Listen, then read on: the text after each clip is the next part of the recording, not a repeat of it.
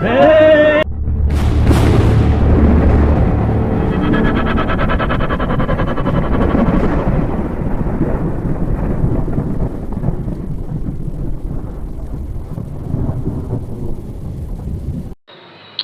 মাধ্যমে চিহ্নসহ সংখ্যা দ্বারা তোমাদের আঁকা সংখ্যারেখার সবগুলো ধাপ পূরণ করো।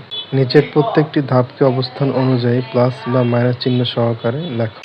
লজ্জায় আমি তোমাদেরকে এই কথাটা জানাইনি। ক নম্বরে শূন্য বিন্দুর বাম দিকে 4টি ধাপ।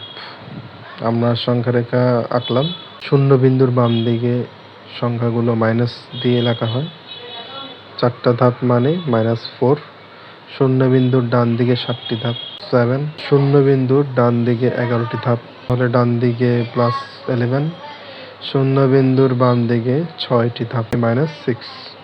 আমি তো বুঝলাম না সমস্যাটা কি? Next level study. Subscribe, share, and give a thumbs up.